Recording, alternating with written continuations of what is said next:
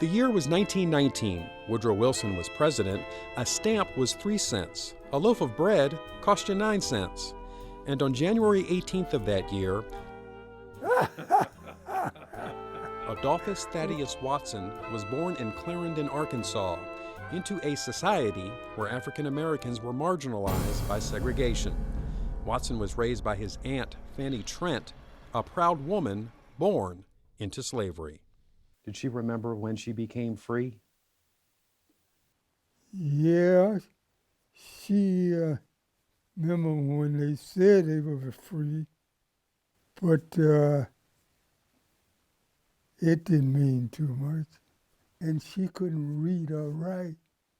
So my job was to learn to read and write as quick as I could. And that's what I did. As a young man, Watson became part of the Great Migration as he joined millions of other blacks headed north for a chance at a better life. He settled in St. Louis in 1942 with his wife and children. The trajectory of Watson's life was forever changed with the world at war.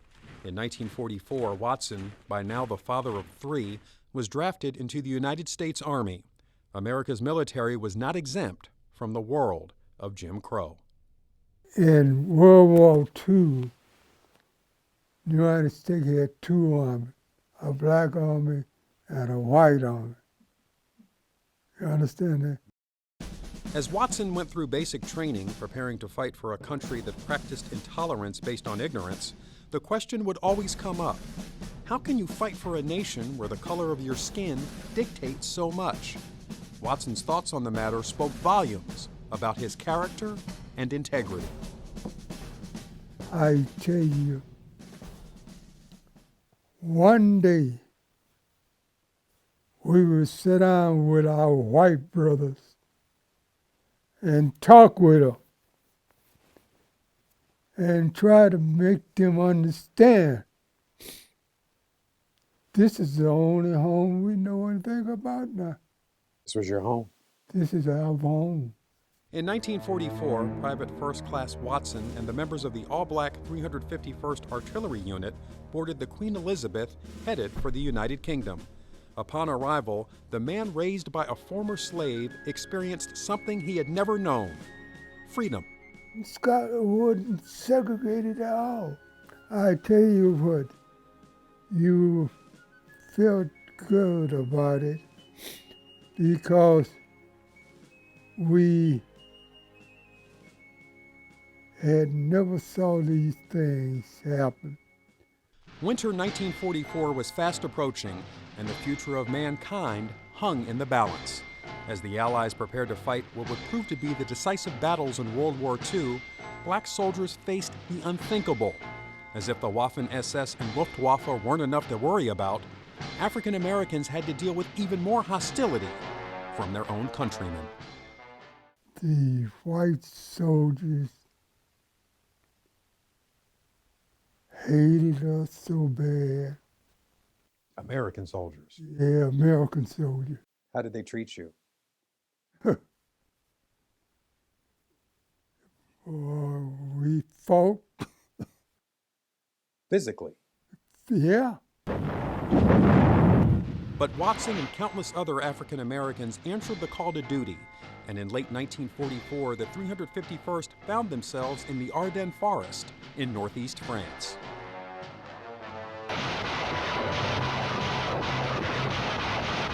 The Battle of the Bulge was fought in brutal conditions as the Germans launched their last blitzkrieg, a surprise attack that inflicted severe losses on the Allies.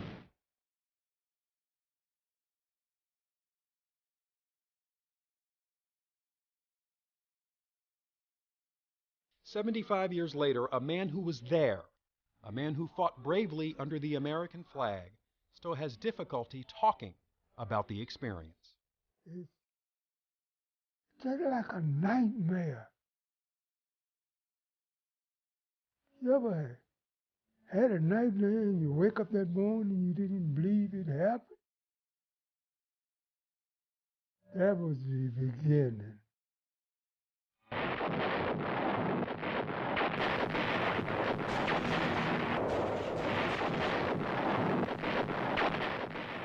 You were close enough for them to tear up your weapon around there.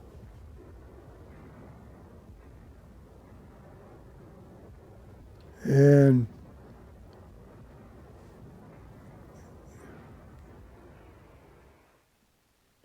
oh, that much.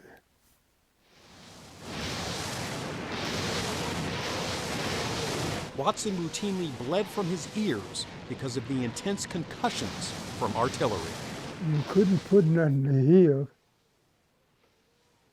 because you got to hear the commands as they come down. The 351st more than held their own as the Allies beat back the Germans.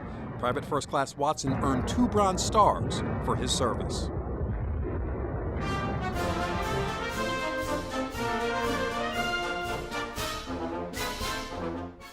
The hero's welcome for America's troops only told part of the story. As he headed home, Watson asked a friend if the war would change white America's view on segregation.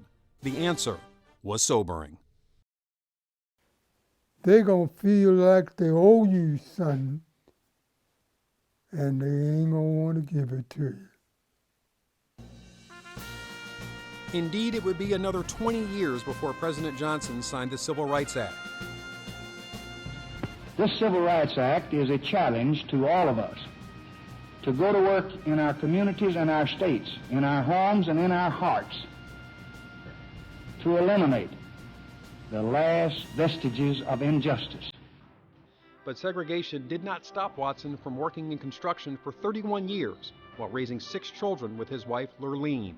The priority in the Watson household was clear. Progress was to be measured in knowledge. All of my kids got college education. Everything I did was worth. Webster's dictionary defines a hero as a person admired for achievements and noble qualities, and one who shows great courage.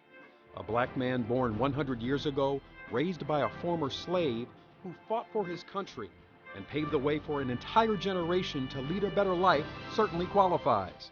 You have to be patient with each other, love each other, try to understand each other.